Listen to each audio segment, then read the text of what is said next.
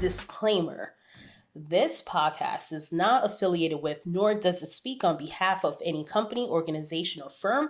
This is based on the personal experiences and opinions as two individual professionals. Welcome to our podcast. Decoding Corporate America. I am Erica. And I am Sashalla. Just a reminder, this is a casual and candid conversation between two corporate professionals, and our goal is to inspire and empower others during times of adversity. We're basically your mentors in your head. That's right. We know that everyone is busy, so this will only be 15 minutes per episode. So listen to us in the car, while you're grocery shopping, or while you're cooking like me when I listen to most podcasts, or anytime that's convenient to you. This is part 1 of episode 1, Performance Review Like a Boss. This will be a 2-part episode where part 1, we will focus on the self-eval, which you've most likely already have completed. But we will have some tips and hints for you to note that will be useful when you do this again later in the year. And on part 2, we're focused on the conversation aspect. This will be the dialogue that you'll have with your manager after receiving your performance review feedback. We will also have an expert in the room as well. What a topic and what a question, huh? How do you handle your performance review like a boss? First question is, did you handle your self-evaluation like a boss? Your self-evaluation is your time to shine, for you to stunt and say, hey, look at me, check me out, and look how awesome I am. It is a reminder to your boss or your manager of your awesomeness.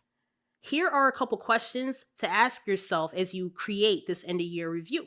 First question, did you capture all your hard work that you've done this year? Did you describe how it was done? And let's not forget, 2020 was a tough year, and being in a pandemic was not easy. So did you talk about how that impacted your life and your day-to-day and maybe your stakeholders and the team around you? HBR published an article a couple months ago. The title said, How to Do Performance Reviews Remotely. And it mentions that the initial targets that were set last year, meaning in 2019 or early 2020, before the COVID-19 crisis emerged, are no longer applicable. And those goalposts that they have shifted and the context has changed. So now a question that you need to consider is, did you renegotiate these objectives at some point within the year? What about the positive impact that you had on the different business areas in your company? And finally, you need to be able to solicit feedback from your peers as well. So Sashalla, I'm going to throw you in for a loop right here. I wanted to ask a question. Now, when we're talking about 360 reviews, what's your preference? Would you prefer to get people who are objective, or should we find advocates? That is a good question.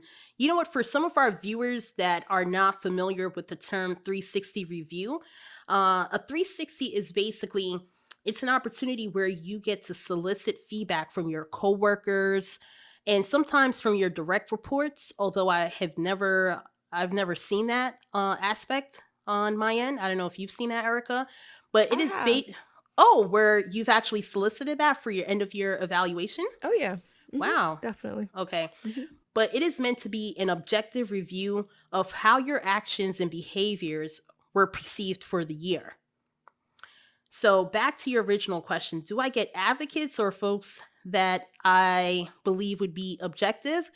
So folks that I believe would be objective, I usually try to solicit feedback from them throughout the year. And the folks who are advocates for me, I ask them for feedback at the end of the year.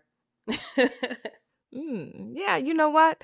I think all good points. I think, when it comes down to your point, as far as people who are objective, I definitely think that's like an offline thing. I think that's what I'm hearing from you.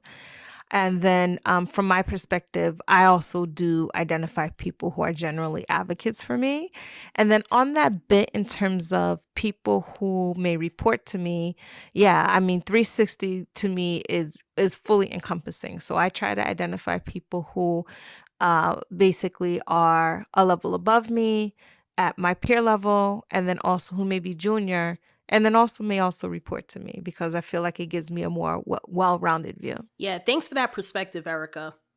Now, now that we've answered the question just about, questions that you should be asking yourself as you create your self-evaluation process, next thing that we should talk about is the process.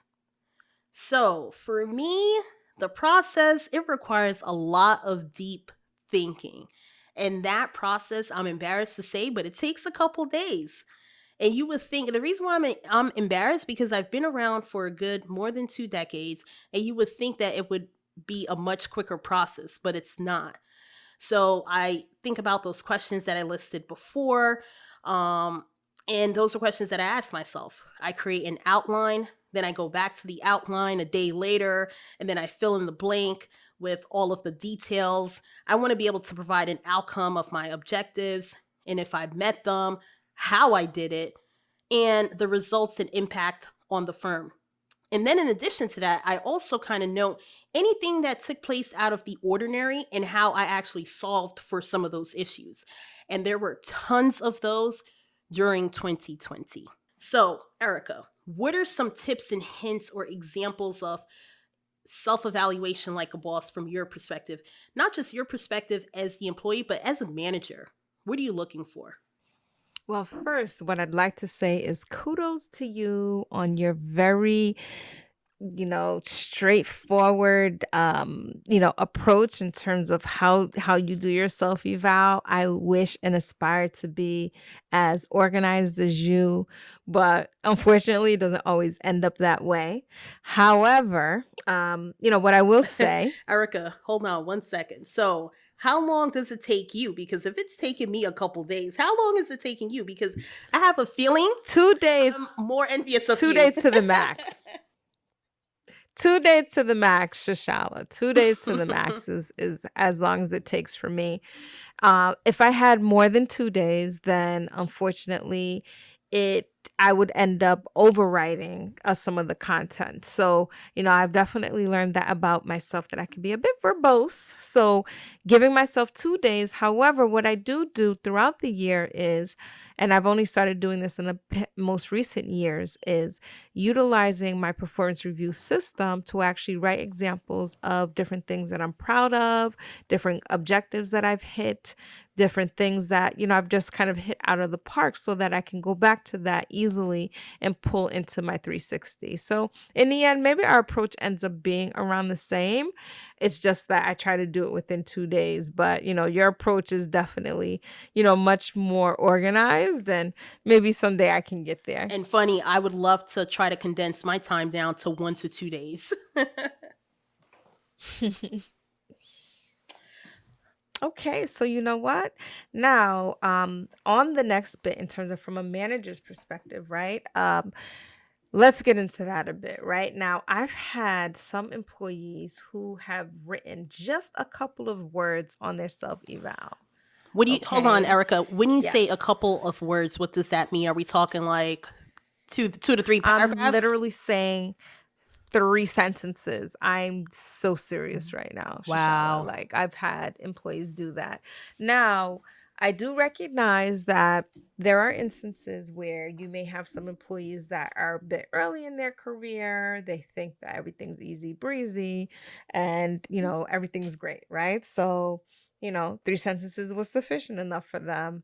That definitely is not appropriate, guys. Hopefully you guys don't fall into that trap. I've also had people who have been pretty seasoned and they may end up doing the same thing. I mean, they may be like, you know what? I have nothing more to give on this. I'm great. Again, not appropriate, guys. This is your time to shine. If you're looking to get to the next level, if you're looking for a change, if you're just looking for, to be acknowledged for what you're doing, definitely spend the time to put in a few more than a couple sentences, okay? Now, in those instances that I do find people who do that, and maybe we'll have a different session where we may have, a manager section, but right now we're just focused on the employee. I do try to give feedback to my employees to have an opportunity to go back to do that. But not every manager will do that. So, I can't emphasize that enough to really spend the time to do that. Now, going back to that article that we were talking about how to do performance reviews remotely, things are different now, right? Again, the main reason why we're talking about this is because everyone is working remotely and things may have changed a bit from the time that we've had our earlier objectives from earlier in the year to now. So, it's time to actually take this time to review your post pandemic goals, which are near and long term, with your manager to discuss how things have changed. I mean, there may be some instances that some of the objectives or goals may have changed or shifted or may need to be put on pause until we're actually done with this pandemic or how they've kind of evolved or morphed. Now, going back to the article, performance is a measure of success against a goal. So it's important for you to find various examples against these objectives you have set. So some examples are, let's say you've rolled out a new control to save time spent on XYZ process, or you've expanded your client base by X percentage in XYZ market. Okay, definitely identify specific examples. So concentrate on your goal and on your growth and learning. So some examples are, what courses have you taken? I'm sure quite a few of you have tried to really make most of your time while you've been home. Make sure that you highlight that. Did you network more? Right? Like there may be some instances where you find it more easier to actually network, especially for those introverts. Did you take on stretch assignments during the crisis? I mean, I've seen some individuals who, may have had some downtime in their group and they've been able to be tapped by another group, right? Make sure that you identify those examples. Identify instances where you've been able to show some empathy, resiliency, and capacity to adapt while in this challenging period. And then also focus on examples where teamwork and collaboration have been set, right? This is premium during this crisis. These behaviors should be acknowledged and rewarded. So, going back now to the 360 feedback and the self eval, all of this can actually be pulled into that information. Wow, those were spot on. And I hope you all were taking notes. I mean, those were some great recommendations. I especially like the one about empathy, resilience, and capacity during this challenging time because that's really what it is during a pandemic, a challenging time, especially for a lot of us who are working from home. So, so true, So right? true. So guess what? This is the end. Thank you all for stopping in and listening to our podcast, Decoding Corporate America. This is episode one, part one of Performance Review Like a Boss. So, next time, we're going to have part two, performance review like a boss, where we will have an HR expert reviewing the dialogue with your manager and their feedback to you on your self eval. So, stay tuned. We're going to help you set up 2021 in the right way. If you have a question you need us to decode, send us a DM on Instagram, Decoding Corporate, or email us at decodingcorporateamerica@gmail.com.